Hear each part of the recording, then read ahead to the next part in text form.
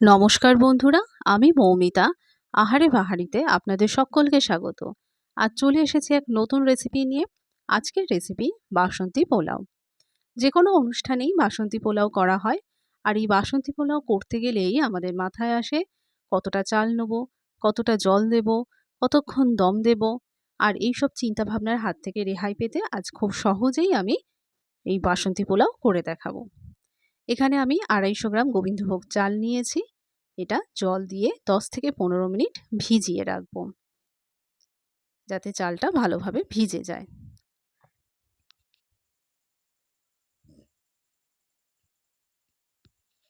চাল ভেজানো হয়ে গেছে, এটাকে একটু সরিয়ে রাখছি। এবার কড়াইতে খানিকটা জল নিয়ে নিচ্ছি। জলটা গরম হতে থাক, এর মধ্যে কয়েকটা জিনিস দিয়ে দেব। প্রথমেই দিয়ে দিচ্ছি 2টো তেজপাতা।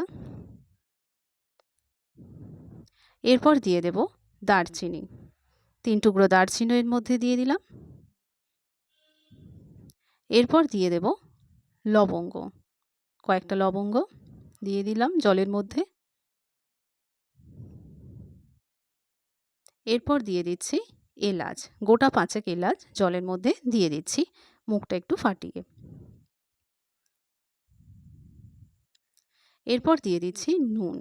নুনটা এখন দিয়ে দিলে চালটা যখন সেদ্ধ হবে তখন ভাতের মধ্যে নুনটা ঢুকে যাবে। আর দিয়ে দিচ্ছি 1/2 টেবিল স্পুন গুঁড়ো হলুদ।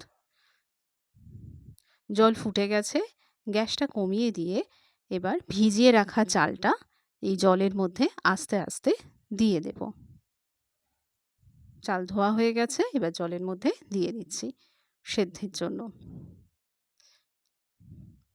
আস্তে আস্তে দিয়ে দিচ্ছি।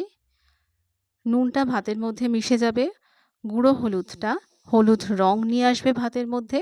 আর তেজপাতা, এলাচ, লবঙ্গ, দারচিনি এগুলো চালের মধ্যে একটা সুন্দর গন্ধ আনবে। ভাত সেদ্ধ হচ্ছে, তবে এখানে একটা জিনিস মাথায় রাখতে হবে, চালটা পুরোপুরি সেদ্ধ করা যাবে না। 80% সেদ্ধ হলেই ভাতের ফ্যান গালিয়ে নিতে হবে, তা না হলে ভাতটা গলে যাবে। আমি এখানে হাত দিয়ে টিপে ভাতটা কতটা সেদ্ধ হয়েছে সেটা দেখে নিচ্ছি। ভাত 80% সেদ্ধ হয়ে গেছে। এবার এটাকে আমি ফ্যান ঝাড়িয়ে নেব।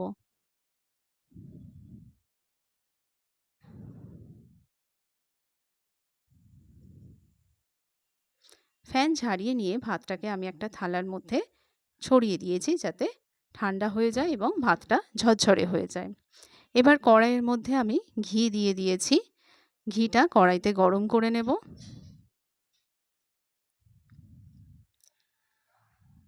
এবার এই ঘিয়ের মধ্যে দিয়ে দিচ্ছি কাজু বাদাম এবং কিশমিশ। কাজু এবং কিশমিশকে এই ঘিয়ের সাথে ভেজে নেব, তবে খুব বেশি লাল লাল করে ভাজবো না।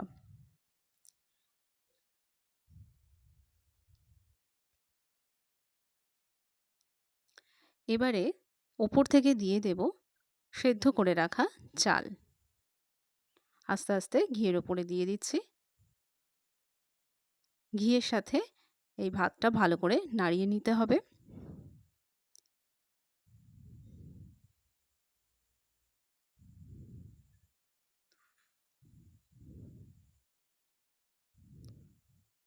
ভালো করে নাড়িয়ে নিচ্ছি। কিছুক্ষণ নাড়ানোর পর ওপর থেকে আরও খানিকটা ঘি দিয়ে দেব।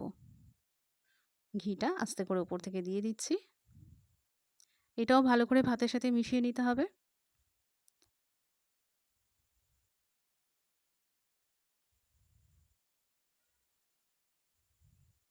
ঘিটা যেন গলে যায়। এরপর দিয়ে দেব চিনি। পোলাও একটু মিষ্টি মিষ্টি খাওয়া হয়, তাই চিনিটা এখানে পরিমাণ মতো লাগবে। চিনিটাও ভালো করে পোলাওয়ের সাথে মিশিয়ে নিতে হবে, যেন কোনো চিনির দানা না থেকে যায়। ভালো করে মিশিয়ে নিচ্ছি। এই সময় গ্যাসের ফ্লেমটা একেবারে কমিয়ে রাখতে হবে, তা না হলে ভাতটা একেবারে চাল চাল হয়ে যাবে।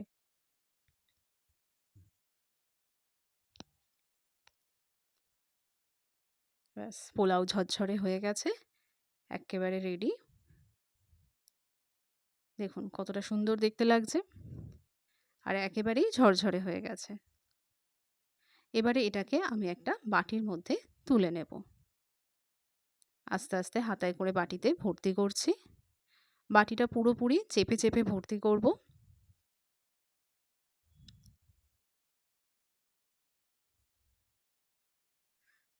ভালো করে বাটিটা ভর্তি করে নিয়ে হাতা দিয়ে চেপে দিচ্ছি।